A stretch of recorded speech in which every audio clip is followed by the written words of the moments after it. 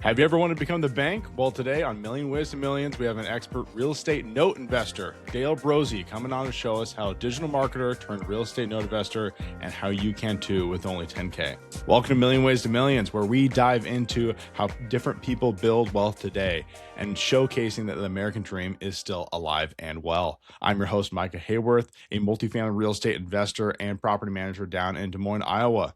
And today, our guest is Dale Brose. He's a digital marketer turned note investor, started with investing in small loans, growing it into a large real estate note portfolio.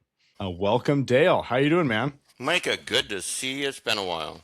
It has been a while. I appreciate you hopping on, man. I've enjoyed continuing to touch base with you over the years as you kind of continue to take off more and more, man. Yeah. The funny thing, though, I'm going to say the funny thing, I wasn't a digital marketer that became a note investor because note investing existed before digital. Oh, So there you go. we'll talk about that. But yeah, So you kind of were always a note investor. yeah. It's funny. We'll talk about it, but I'm surprised how many people think this is a new thing or they've never heard of this before, and Mhm. it's been around for decades. Oh, and I think note investing has almost been around as long as real estate investing. A bit of trivia: the first promissory note, which is what we're buying when we're debt investors, the first Mhm. promissory note goes back to Mesopotamia. Dang. Yep. Someone dug that up. They're like, okay, let's see if this is still enforceable. Yeah, right. Yeah. That's awesome, man. So I would love to get a bit of your story of kind of how you Sure. got started, where you were first introduced to this idea of note investing. Sure, absolutely. I'm here in the Minneapolis area. Mhm. I moved up here. I was relocated up here by Northwest Airlines, if anybody remembers Yeah. that. I come out of the airline world. Yeah. So I was up here with Northwest Airlines. So we're going back to like the early to mid 1990s at this point. Mhm. So I did have a couple rental properties downtown near Yeah. where the Metrodome was. And it took me about 45 days to realize that I'm not empathetic enough to be a landlord. But at the same time, I was buying other debt instruments. And Mhm. one practice is called factoring. Have you ever heard of factoring? No, Okay, inform me. factoring is when, let's say, a small manufacturer is selling their products to Yeah. Walmart, Best Buy, or something like that. And in order to get into one of the big box store, the smaller manufacturer needs to give, Best Buy, they want net 90 on their invoice, right? We want 90 days to pay the invoice. And the small Mhm. manufacturer is just excited to get their product onto the shelf in Best Buy. They're happy to give them whatever terms they Yep. want until they're, you know, 30 days, 40 days into that invoice, they don't have any money coming in. They realize I need to pay my employees and I need to pay utilities. So they'd Yep. find somebody like me. I would buy that invoice at a discounted price because now we're dealing with time value of money, right? Cash Yep. today is worth more than cash in the future. Yep. So I would buy it at a discount, and in 90 days, when that invoice matures, I get the face value. So you can call it loan sharking if you want, but essentially it's a discounted cash flow on a debt instrument. And what's the typical rates on a note like that? Oh, I mean, yeah. When you calculate in a discount, I mean, we're getting like a 12%, 15% Sure. yield on that, but they're short-term notes. But the point Yeah. is, it's simply a debt instrument and a Yep. future cash flow. Yep. There's a complete industry out there.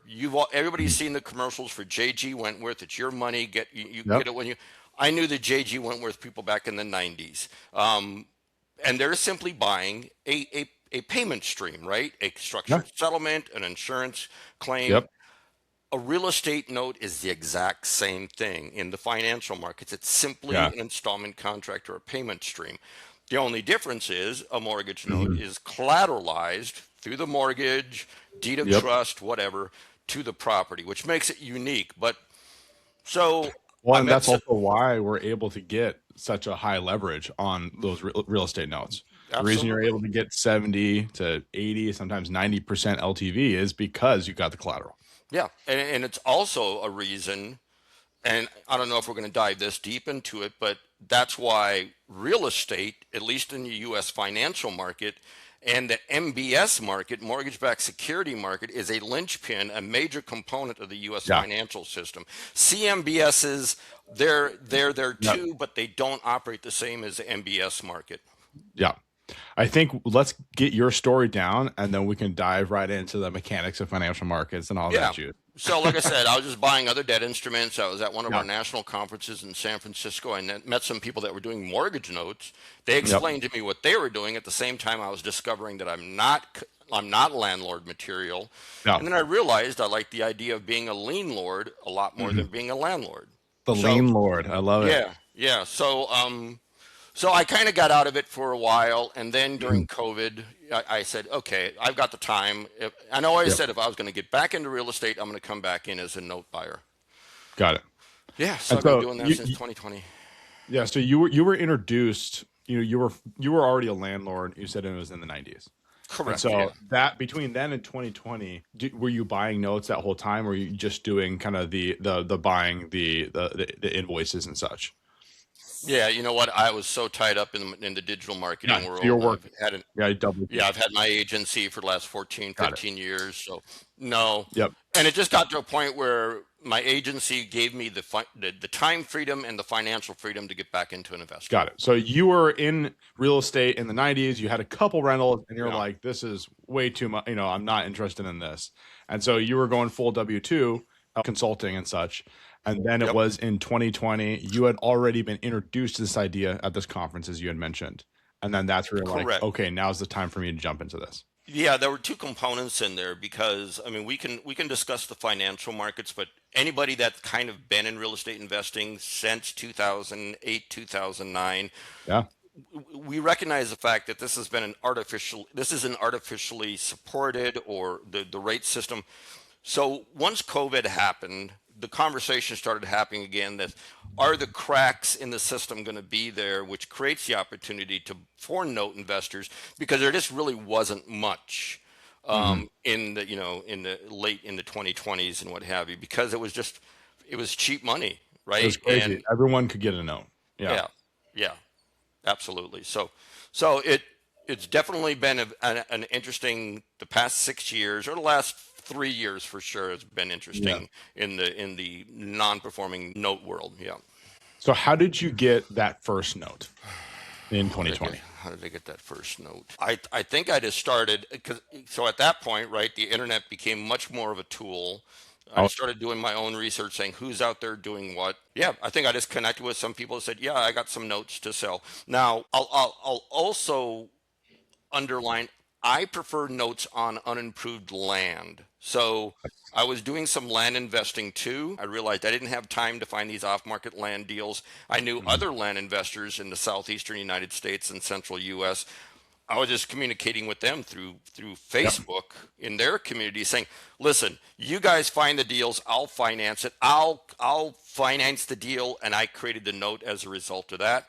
That's how I ended up with some of my notes in Tennessee is that I was simply the lender on the land deal. The way I structured it is that the note gets paid back first, then I get my return, and then the land investor got the back half of the note. But here's the cool thing about that. Yeah. Think about the ROI for that land investor was what? It was infinite because they had no money in the deal. I financed it. They just had to wait 3 or 4 years before they started receiving payments, but it was an infinite return on their money because they didn't have any money in the deal.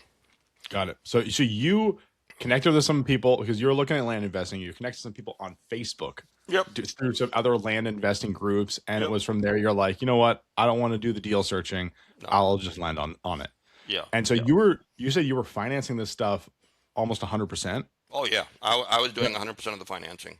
Yep. Yep. And so then you would collect all the income from it until you get your note paid back, and then at that point, they would have a completely paid off piece of land, and we go going off to the races.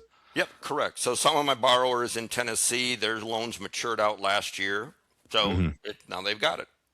That's awesome. Yep. And I would love to point out like the genius part. And we talked about this when some of the couple times we had met on some real estate networking groups was that you are doing unimproved pieces of land across the Yeah. country. Yeah. I talk about, so the biggest risk for a lender, and I think anyone watching right now, they're going to be like, hey, if I'm going to lend on something, my biggest risk is that what if this thing blows up? What if I cannot collect on what is due to me? What if my collateral is at risk? Sure. And there's Because probably nothing more risk adverse than an unimproved piece of land. absolutely, absolutely. And land notes tend to be written at higher coupon rates, or the rate at which they're written, we call it the coupon rate, than residential. Yep. Um, uh, they tend to be shorter term, Hmm. 3, 5, 7. I'm working with a prolific land developer down in Texas right now. They're Yeah. creating 20-year notes, but they're taking larger acreage, doing a full subdivide with entitlement, making Yep. buildable lots, fully entitled with water. They're doing Hmm. the septic, they're getting power to it. Now I have great admiration for people that do that, because that really increases the value of that land once you get it fully Yeah. entitled. So now but now they're making 20-year notes available through Hmm. that, because then they sell off those entitled parcels. So yeah, Yeah. I'll probably be picking up some of those down in Texas. Awesome. And so when you're picking those up, you're buying, would it be the entire acreage or the subdivided plots? Just subdivide it. Got it. Yep. And you're just buying, you're buying their note. So they have a mega note and they're portioning it off, and you're going to buy portions of that and hold on to it. Yep. Yep. And Awesome. that's the way that a developer recapitalizes, right? Yep. Exactly. And They're getting out of it. yep, absolutely. Moving on, they're buying more raw land, right? And they're just repeating their process. Yeah. Yep. And so you started basically connecting with people on Facebook, and then was it just kind of networking from there as far as finding more and more opportunities? Yeah, you meet with a few key people, they refer you. I will say that the note investing world, we're a very small community. Yeah. I was just at one of so we have a few national conferences throughout the year. Hmm. First one is just a couple weeks ago down in Nashville, called the Yeah. Diversified Mortgage Expo. The last one of the year is in November in Dallas, and that's Hmm. a larger one. But at a note investor conference, there's maybe 200, 250 of us there. Yeah. Uh, Conversely, in October, I was at the Bigger Pockets conference in Las Vegas, and there's, Hmm. a couple thousand maybe there. We're very niche. So once you're in the community and you meet a few of the key players, Hmm. we just start to know each other. Are there a lot of banks in these communities, or is it more of the people like yourself where you're doing smaller notes on smaller properties or second mortgages on properties and such? Yeah, a few of the lenders will show up at the conferences. Got it. There's an interesting dynamic that's happening in the banks right now that they're not showing up. The the banks are still selling to hedge funds and larger players, but a Yep. lot of the small banks, like when I call around the smaller outstate banks here in Minnesota, even Hmm. though I know that they're holding non-performing loans in their portfolio, because I'm looking at their FDIC filings, right? I see their Yeah. non-performing loans. They just don't have a process to get rid of it. They've not Hmm. experienced this before. And if some of these people are they got into banking in 2000, 2010 or after, they'd Yep. never experienced any of this stuff before. But at our conferences, like the MBA is there, Mortgage Bankers Association, so those players Yep. are there. After you buy a note, what Mhm. does that process look like when it comes to, just collecting those monthly payments? Does it take a lot of your time, or is it pretty much completely passive? Yeah, so for we're going to call them a mortgage note. So for mortgage Okay. note, and just so for clarification, Yep. everybody understands, you have, like in Minnesota, you have a deed of trust and you have a Yeah. promissory note. Maybe you Yes. have a mortgage and promise. So we're really, and I want to be clear to your listeners and your subscribers, we're buying the promissory note. Yes. All Not the right. deeds.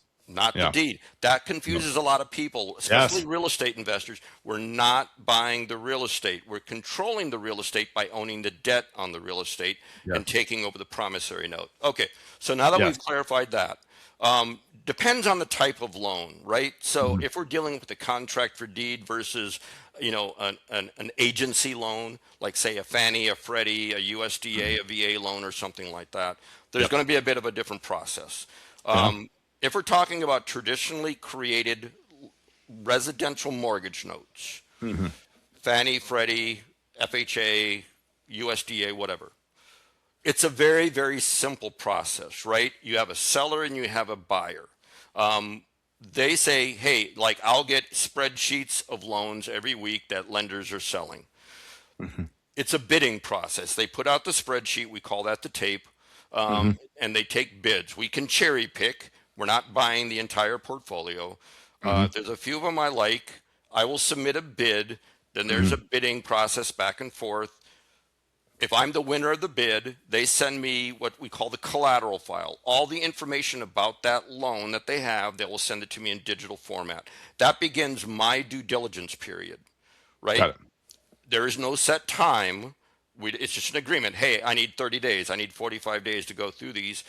If Hmm. there's anything in the collateral file that I don't like, borrower's history, how it was underwritten, Hmm. anything that looks funky to me, I can fade my bid. It's called fading the bid, which means I'm going to drop my bid on this because I found some red flags.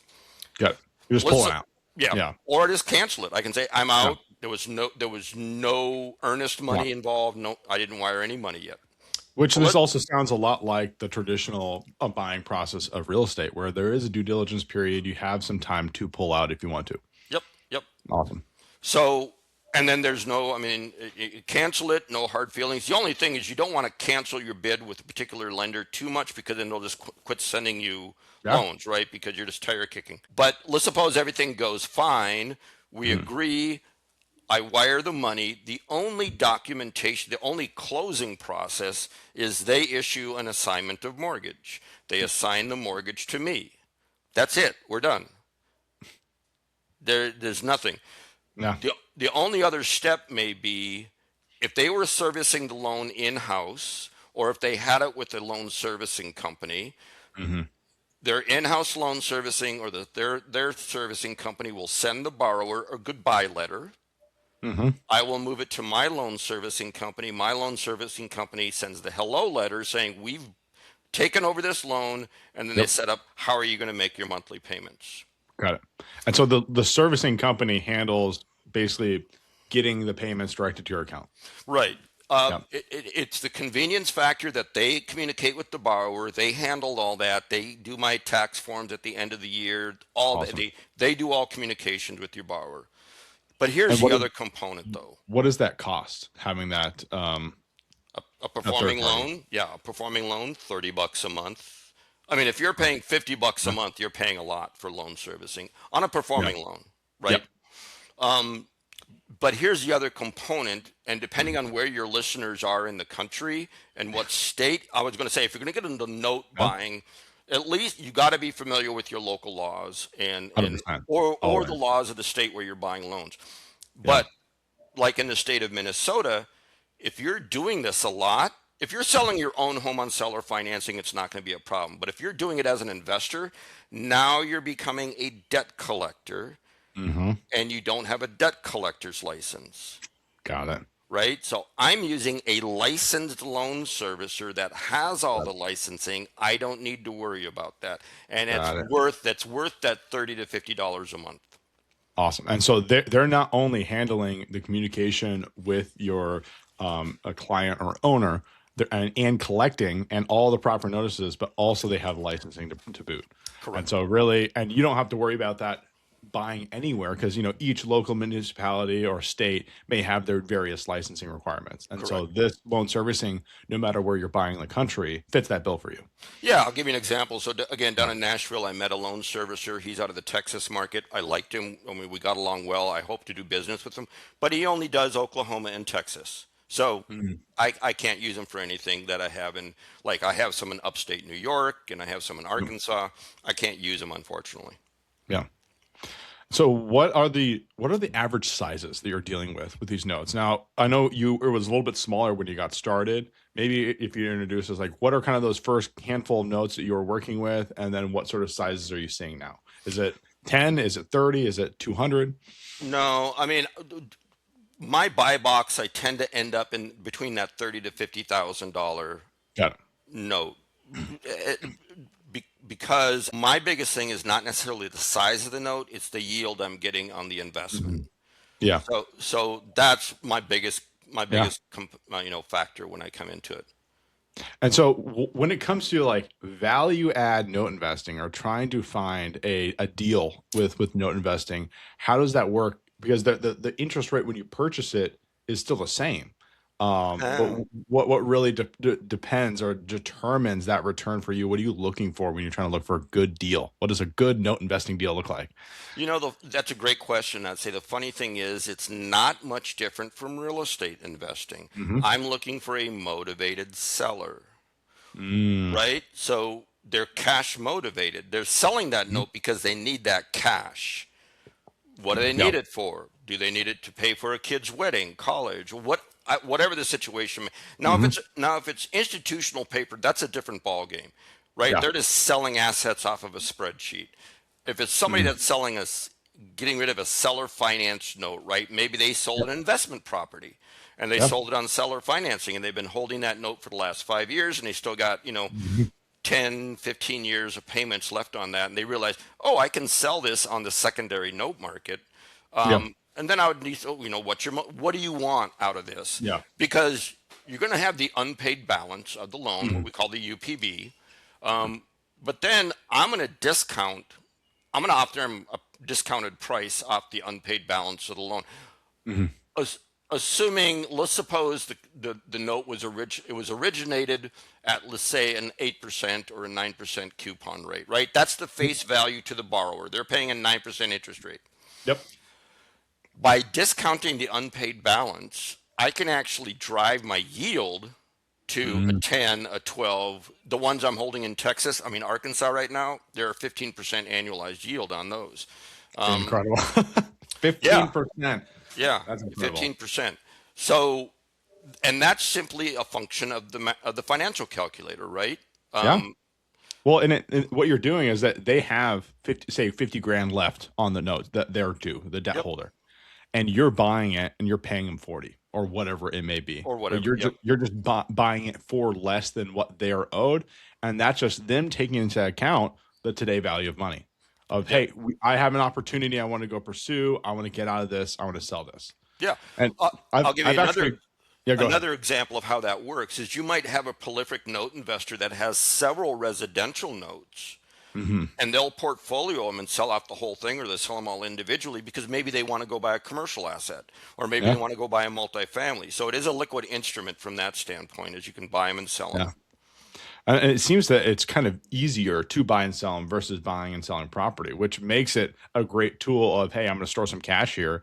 And then at a later date, when I want to, liquidate and buy something bigger, I've gotten a solid return at this point. I can liquidate this as if it is cash and then buy something. Yeah, absolutely. I mean, Awesome. there is a if you're into it, or if you have, I would say if you have listeners that are real estate investors, maybe they're tired landlords and just want to get out of Yeah. it, and they've been looking at, well, I don't want to lose the cash flow, but I don't Yeah. want to deal with the rental property anymore or anything like Yeah. that.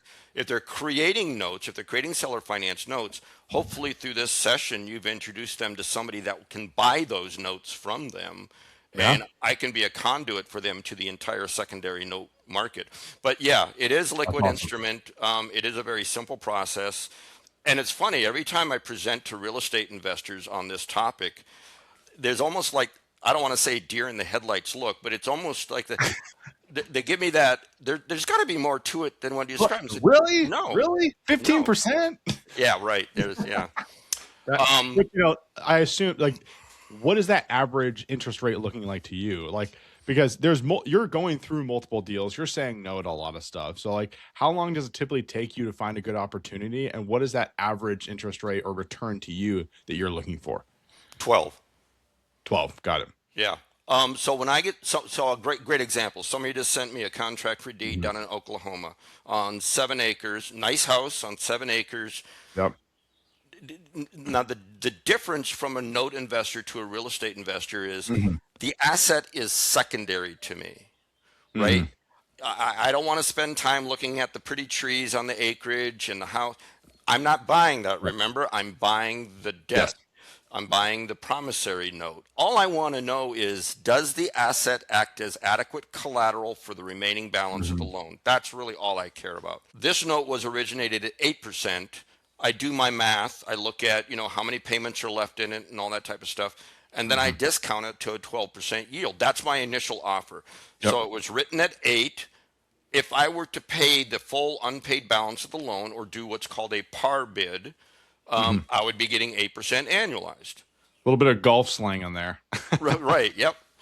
And then, but I say, hey, I'm always going to shoot for a 12. Yeah, for So sure. I'm going to discount it till I get to a 12 yield. Say, oh, Hmm. your unpaid balance on this was like 53,000, Yeah. 55,000. I told them, I said, I'm gonna have to come in at 48. Yep. That begins the negotiation. They might say, go Yeah. Go blank kick rocks. yourself. Yeah. Or they could say, okay. And then I got my 12%. There you How long does it take? I would say after spending, a good amount of time on LinkedIn, communicating with people, talking about what I do to people like you go. Yeah. and other real estate investors. Now on a weekly basis, I never know what I'm going to see in my inbox. Right? Yeah. This contract for Dean down in Oklahoma, it was a LinkedIn contact. Right? Awesome. So I never know. Hmm. And the time, I would say the due diligence, Hmm. anywhere from, because that's really where you do your work, right? Yeah. And it's the same in real estate, is you make your money on the purchase, Yep. right? So it could be anywhere from a couple hours to several hours of due diligence, depending on how complicated the loan Hmm. is and the history behind the loan and Yep. all that kind of stuff. But let me give you an example of why this became a red flag for me, is because in the state of Oklahoma, even though it's a contract for deed is still treated the same as a mortgage in Oklahoma. So if my Hmm. borrower defaults, so when people think contract for deed, oh, contract for deeds are great because if they default, I can just cancel it and you're out, Yeah. right? Not in Oklahoma. It's Nope. treated as a mortgage. And the other thing is, then you got to know, what are my foreclosure laws in that state? Hmm. Oklahoma, even though it's west of the Mississippi, is a judicial foreclosure state. So what's the cost of foreclosure on judicial? So these are the kind of things that you just begin to factor Yeah. into. Does this purchase make sense? Well, and it's looking at, hey, this local municipality has these laws where if something were to go wrong, there's certain financial cost to it. And Mhm. so you've determined that, hey, in this market where I need to go through the entire foreclosure process, that's just not worth it to me. Yeah, if it's there, I Yeah. mean, if it were to happen, and Yeah. the borrower on this particular, they've been paying for 10 years, but they're what we call slow pay or Hmm. somewhat irregular. They miss a payment, they make a double payment, Hmm. this Yep. because at some point you're still dealing with humans Yes. and the complexity of humans. Yeah. But you have to factor all those things as if I did need to foreclose on them, I do not have the benefit of just saying, "Oh, Hmm. sorry, Hmm. you've gone delinquent or what have you," and nope, I got to go through a judicial foreclosure. So Yep. So what is the kind of a good foreclosure process look for you, or when you're looking at markets to invest in? What sort of foreclosure process kind of has less of those hurdles to overcome or financial cost to it? Because like if you own a note and someone defaults on the note, you have to foreclose on them to get the property back. So is there states to just make it easier essentially? there are states. I mean, Georgia is considered. I mean, Georgia is unique when it comes to notes because of some lack of clarity in the licensing requirements. I think Georgia was going to try and make it so you had to have a Yeah. license to own notes. So I don't want to complicate things. So you still got Yeah. 48 other states to work with. Um, uh, and I would say, Texas for sure. That's a popular one because of fast foreclosures. Yeah. Yep. Actually, Minnesota's not bad. I'm not too terribly clear on the foreclosure laws down in Iowa. Hmm.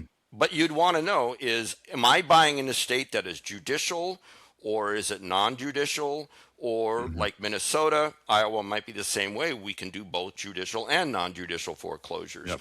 And then to know what's the cost of a foreclosure in that state. Am I paying 3,000? Am I paying Hmm. 6,000? And if you're going to be a note investor and you say, "Hey, I'm going to focus on these few states," it Yep. doesn't it doesn't hurt to start lining up foreclosure attorneys in those states too. 100%. Yeah. You always want to have some backup. No, I definitely get it, man, and it makes a lot of sense, and I feel like people making sure people kind of grasp it. So, like, you're networking and you're going through leads just like any real estate investor does, and you got to go through a lot of leads to find some good ones. But Yep. like, for example, kind of talking about how some of these notes get originated. So when I bought my 12 unit, I did a seller carryback, or Yep. I had the seller did a seller carryback. So he did a $65,000 seller carryback, which allowed me to get into the deal with 13% down. Hmm. And then, like 6 months to a year into it, the seller texts me and is like, "Hey, man, like if you ever wanted to, I kind of want my cash back. So if you ever wanted to pay it off early, I would take less than what I'm owed." You're basically And so, buying your own note at that point. yep. So I'd be buying my own note. So, I owe probably another $63,000 on it. And he's like, yeah, I would take less. And, Yeah. he never nailed down the exact amount what less he would take. But say if I can convince him to take 55, then or and maybe at this point I don't have the cash. Maybe I reach out to you. You could then come in and pay my seller Yep. for a little bit less discounted in order to get the return you want. Absolutely, absolutely, and that's a conversation amongst many of us note investors is in 2026 and going forward. So I do get spreadsheets on a weekly basis from lenders, right? Right. Tens of millions of dollars worth of loans, Mhm. and all different types, early buyouts, we call them EBOs. Anyway, but there's that baby boom generation which Yeah. is aging out, right? So I've had those conversations with some of those baby boomers. So rather than selling all your real estate and taking a massive capital gains hit, Yep.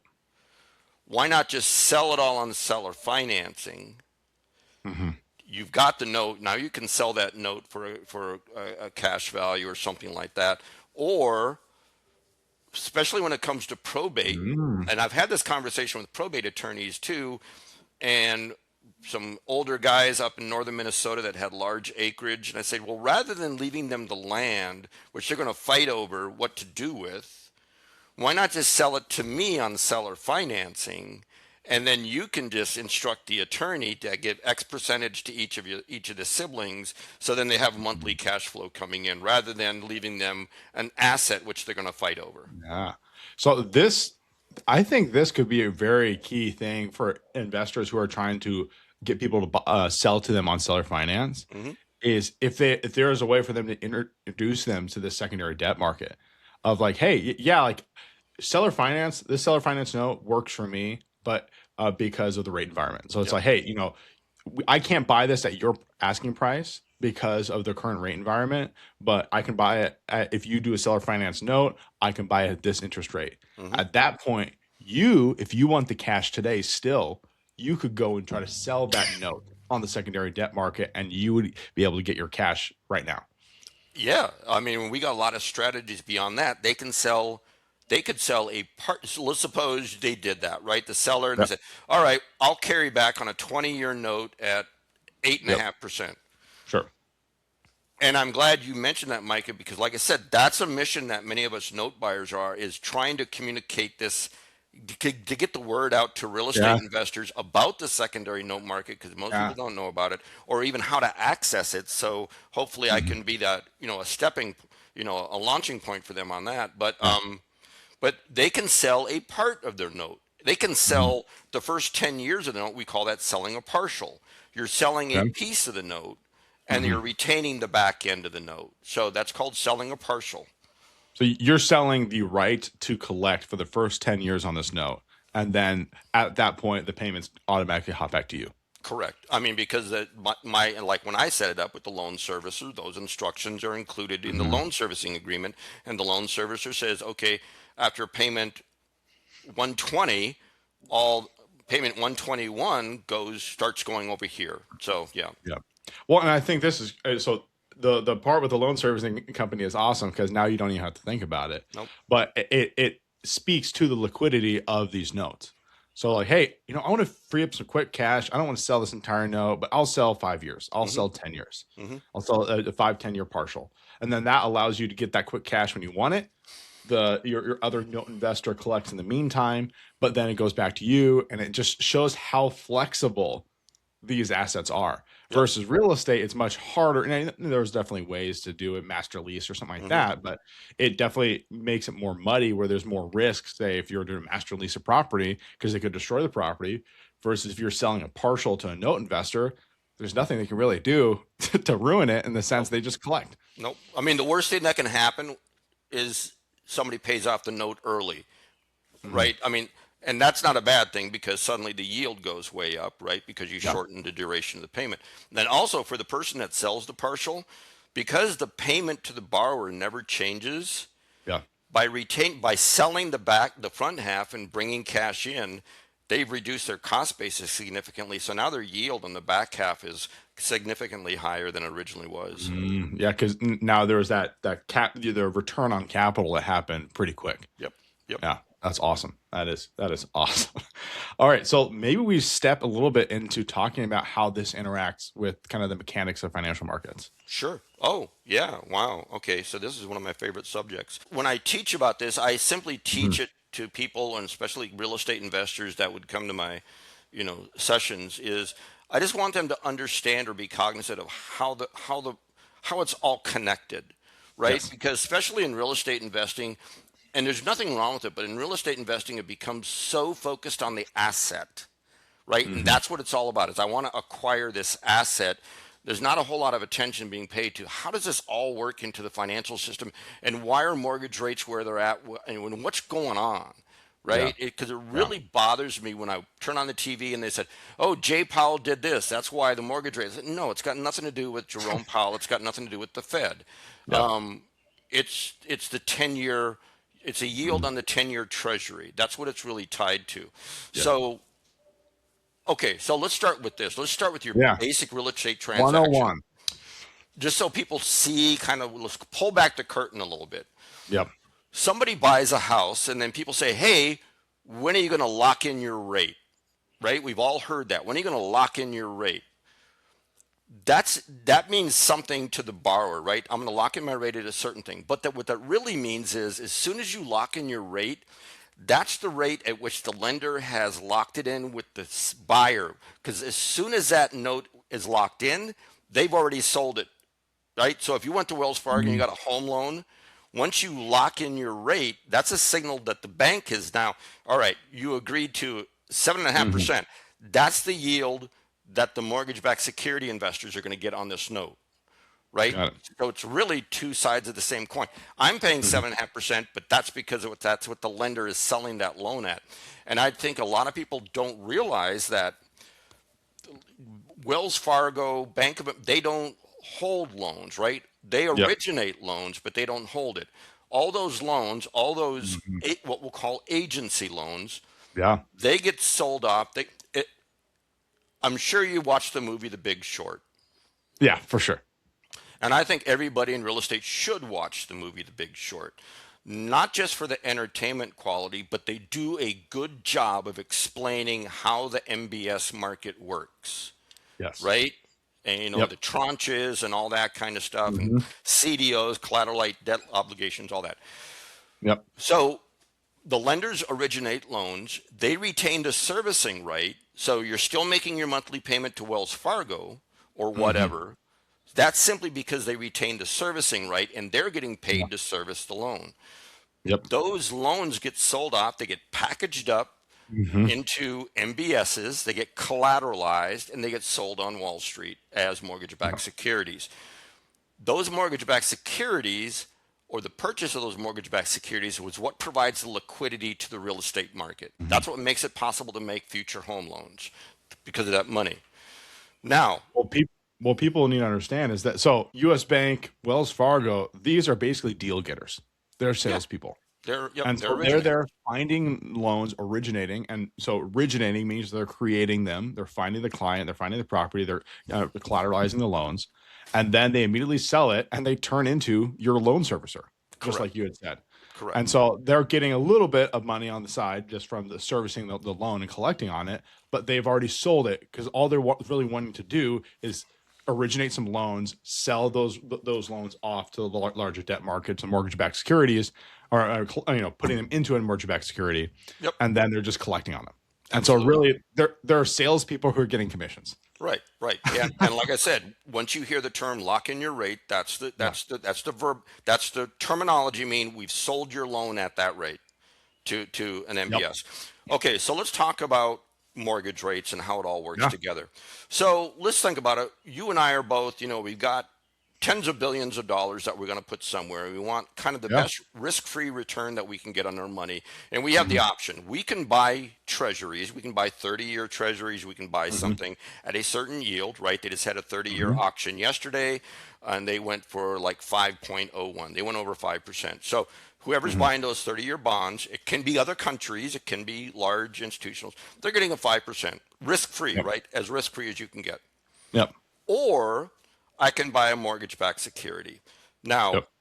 why is the so we say a mortgage is a 30-year loan traditionally or Mhm. usually. We can talk about why me as a note investor, I would love to see 50-year loans. I would love Mhm. to see 50-year loans because of the amortization schedule. But you say, well, why wouldn't that be tied to the 30-year? Because Mhm. on average, we know that home loans get refinanced every 7 or so years. Yep. So what's closest to 7 years would be the 10-year treasury.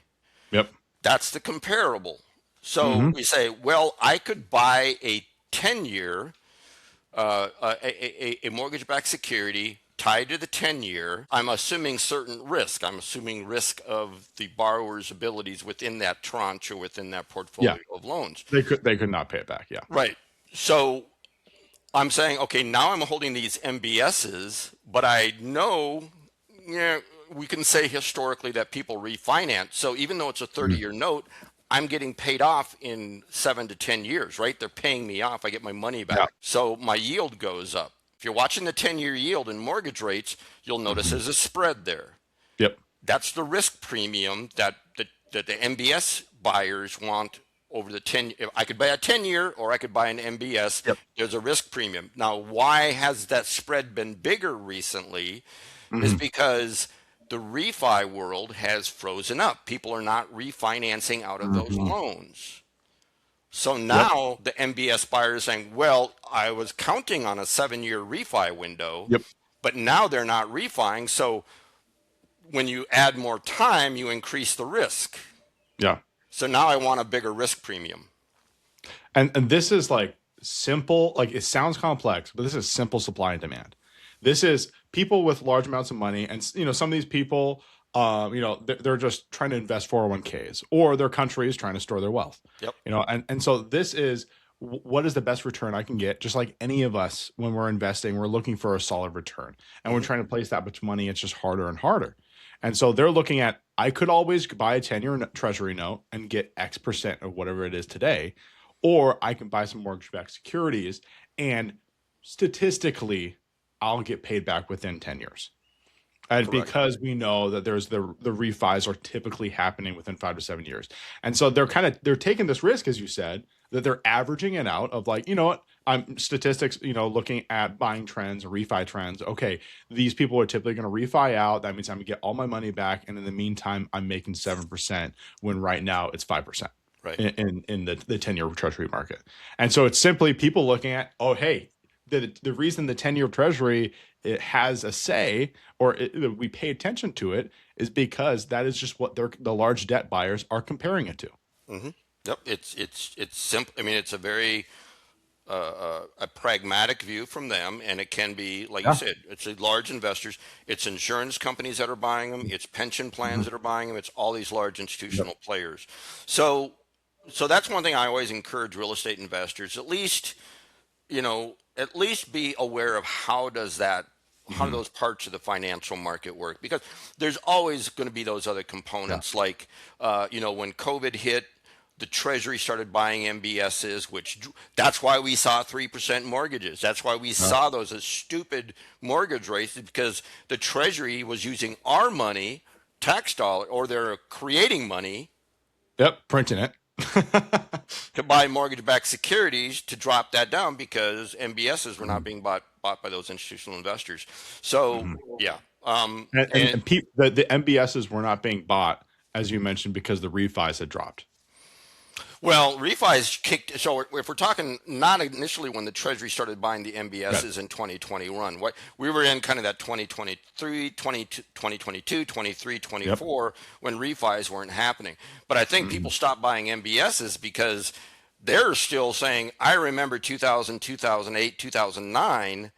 Yeah. Could this be another catalyst for a major correction? I don't want to Mm. hold those Yep. mortgage-backed securities if we Yep. see defaults go through the Yep. roof. And that's one big factor there, is like, okay, how do defaults factor into this? Well, it's because that MBS has become more and more risky. Yeah. And Oh, so that 5%, even though they could be getting 7% on an MBS, that 5% from the treasury looks a lot more attractive because the default rates are rising. And absolutely. then as an economy standpoint, the reason they started buying notes or buying MBSs is because there was a liquidity issue. Hmm. And so now these banks, Wells Fargo, who are originating these notes, have now used up their cash, and they can't, or they're starting to use up their cash where they don't have as much liquidity, and now they can't give mortgages. Yep. Yep. And so when you think about that, you explain that Mhm. perfectly. And you can think about that scene from The Big Short. We had a stack of Jenga blocks Yep. talking about the B's, triple B's, the C's, all those, that tranche of Yep. loans. And you start getting that weakness in that tranche of loans, and the whole card, the house of cards comes down. Yep. Yep. So and so what will happen there too is, like on the secondary note market, right? So then Fannie will have an auction. They'll sell 6,000 loans. A hedge Mhm. fund will go in and buy them, or an insurance company will go in and buy them. There's going to be some of those loans that they don't want. Some of them have a trade desk, which is where we'll get our loans, right? That's another source of loans that I can get, would be from a fixed income fund that's shutting down, or from a fund. A friend of mine down in Denver, he's going to send me a list Mhm. because he's getting a list, and he says, "Hey, if you want to buy any of these notes Yeah. on this tape, let me know." So yeah, These larger, institutions, they will sometimes jump to the secondary note market to sell off some of their portfolio when there's opportunity, or yeah, it's kind of like a fire sale, they're trying to sell at a discount just because they want to get off. yeah. I mean, a Yeah. prime example are some of the fixed income funds that I Yeah. know. They might just be running, fund two might be a 5-year fund. Well, in year five, they're still holding these notes that have Yeah. several years left of payments on them, but they're shutting that fund down. So they just Mhm. sell the assets out of that fund. Nothing wrong with the loans. Yeah. It was just a 5-year fund. But but I think for Mhm. your community, the biggest one Yeah. is, yeah, there's a whole big institutional world out there and all that, and it's big and it's great and it's cool. Uh, but there's such an opportunity amongst I've always Yeah. taken the position that every real estate investor should know a note investor, just like note investors need to know real estate investors. And Mhm. we're the other side of the same coin that you're at. We're just on the debt side, and we can work together, we can Yep. collaborate. One of the people I'm looking for right now are real estate investors that maybe they're fix and flippers, they're Mhm. rehabbers, and maybe they're selling, right? They rehab a property and they sell it on seller financing, not Yeah. knowing that there's somebody that would buy that note from them. Yeah. Or everybody assumes that getting into real estate is that, no, I'm going to rehab a house and then my only option is to turn it into a rental. No, it's not, right? You have other Mhm. options. Or if you're that Yeah. tired landlord, there's one in Minneapolis right now that somebody told me about. He's got 25 rentals in Minneapolis. Mhm. He wants out. So they reached out to me as, how do I do this? Yeah. Okay, well, let me help you. Let me help you Yeah. do it properly, because, Mhm. like, my question to the guy on the contract for deed is, when you're selling on seller financing, there's other things to know. Like, are you compliant with Dodd-Frank when you're doing Mhm. seller finance? Because Yeah. there's things to know in order to There's make. nuance in there to make sure you're compliant. Yeah. Absolutely, absolutely. But this turns into a massive strategy where it's like, instead, so like, and we can talk about kind of the tax with it too, that tax implications, where if you're a retired landlord and you want to get out, but heck, you want passive income. If you sell everything, you get all that cash. Yeah. Now you got to pay tax on that. You're losing 35-40% on cash, if you're lucky, on Well, taxes if you're lucky. now, if you're a retired landlord and you've held that property for 30 years, have you seen appreciation? Yep. So your capital gains is going to be significantly higher than if you just, you know what I'm Yeah. saying? So there's all this risk now, and so whenever I do a seller finance offer, I always try to throw in of like, hey, after you pay taxes, you have this much cash, and Hmm. then if you try to go invest this, say in a normal retirement fund, and you're collecting maybe 4% because you're doing conservative withdrawal, now you're making 4%. This is what you're making.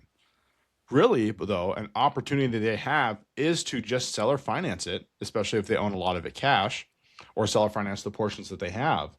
And then if they want the cash then and there, they could sell it on secondary debt market or just transform themselves into a debt collector. Correct. Yep. Yeah. And that's one thing I try and help them is understand if you want to sell all your rental properties on seller financing, let me connect you with the MLO, make sure your borrowers are properly qualified, and let's make sure that Yep. your paper that you're creating is Yep. legally compliant. Let's just make sure it's quality paper. Because if you create crappy paper, Yeah. you're going to have a hard time selling it on the note market because we know what we're looking for in that. Yep. Um, Because so that's yeah, key. The contract is key. So yeah, you're taking responsibility of that agreement, and if yep. it's not up to snuff, then it just makes it less valuable. Yeah, I mean, you can have the best written contract for deed, but if you can't enforce it in the courts, it's Mhm. not worth the paper it's written on, literally. Yeah. So yeah, so I can help them with that. And another group I'd mentioned that owning or buying notes is well suited for are people that want to get into real estate and they want to do it out of a self-directed IRA because you can own Mm, mortgage notes in a self-directed IRA, and yeah. because it's completely hands-off and passive, it it Yep. it meets the no self-dealing requirement of a self-directed IRA. Yeah. Because all the money goes directly back to the IRA. Yep. And And that's an important factor. If you're investing out of your IRA, none of that money or the money from the assets they bought that it owns can go to your personal bank account. So it's got to no. stay within the IRA itself. Yeah, and if and it, Yeah. like I said, and then you got the self dealing. So if you buy it, you can't go cut the lawn. You can't go do. You Yep. have to be completely hands off. Yeah. Well, that's hard to do with rental properties sometimes, but you Mhm. can do it with a note because I don't deal with toilets, tenants, trash, termites, nothing. When Yeah. that toilet breaks on a Saturday, they don't call me because it's Yep. their home. Yep. That's awesome. Yeah. And that's the beauty of the note investing is that you're still getting the passive income. Hmm. And you're still getting an advantage return. You're getting making 12%, but you don't got to deal with any of the headaches. Right. Now, but now I will admit too, I mean, sometimes when I'm talking with real estate investors, I said, it's not an apples to apples comparison because Yeah. also I will admit I don't get the tax benefits that you get as a real estate Yep. investor, right? I don't get the Hmm. depreciation and all that kind of stuff. Yep. Do I get the advantage of appreciation? Yes, because my loan to value significantly looks a lot more attractive. But I can't tap that equity, Yeah. right?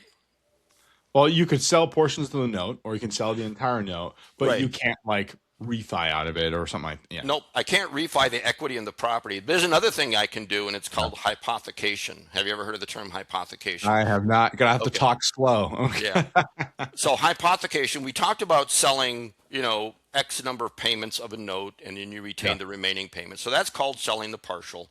The other thing is hypothecation, where I'm simply pledging the value Mm, of my note, and I'm taking debt against that.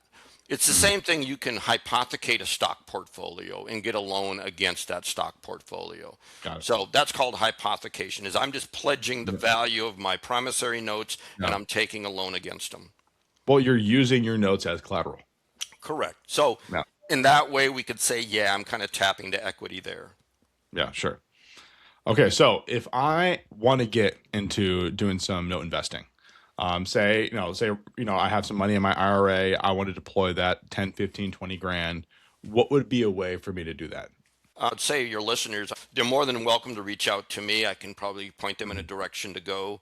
I know people all around the country that are selling Mhm. selling notes. Now, what you're going to want to do if you're doing the self-directed IRA, Yeah. if they want to find me on LinkedIn, I do have a video on my LinkedIn that I posted where I did an interview with a self-direct a custodian of a Awesome. self-directed IRA, because your self-directed IRA custodian is really going to walk you through that process, right? They're not going to do due diligence on the deal. They're just going to make sure that what you're doing Hmm. is correctly set up.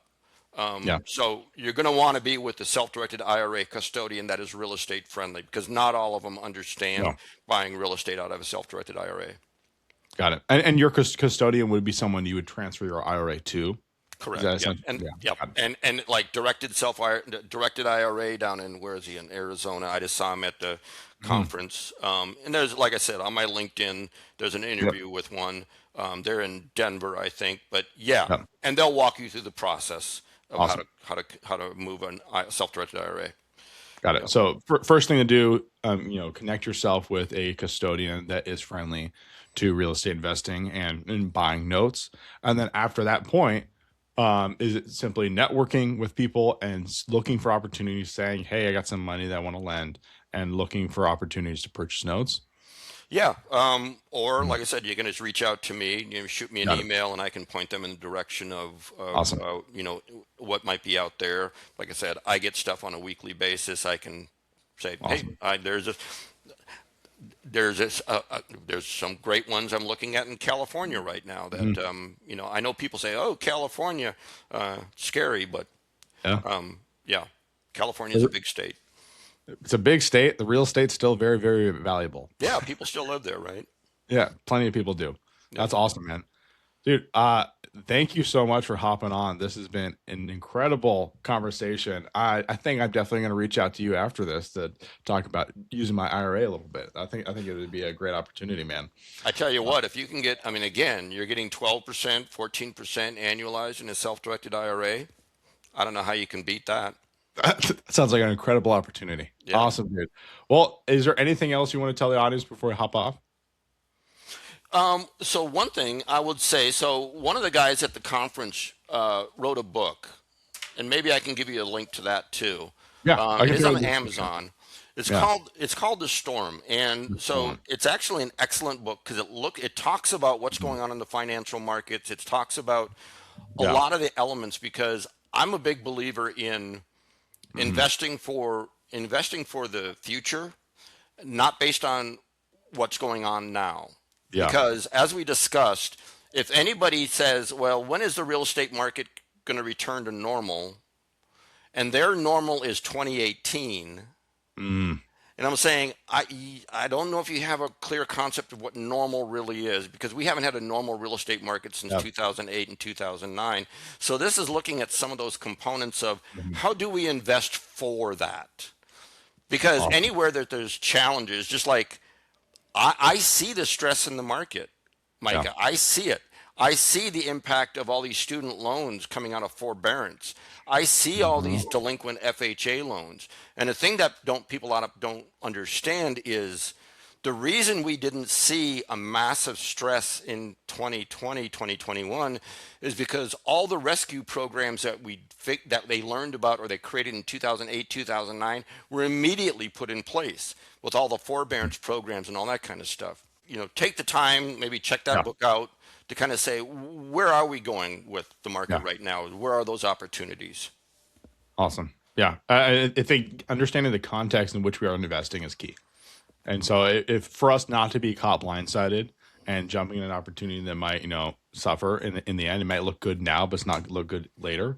And the way you avoid that is by having a broader perspective of kind of what's going on around us. Yeah, I mean, you're a great example of that. Is I was talking to a lot of people in 2000 in 2022 to 2023, and everybody was chasing Phoenix, Florida, Mhm. Texas as the markets. Well, now some of those people, and I see those home loans that are negative Yeah. equity now.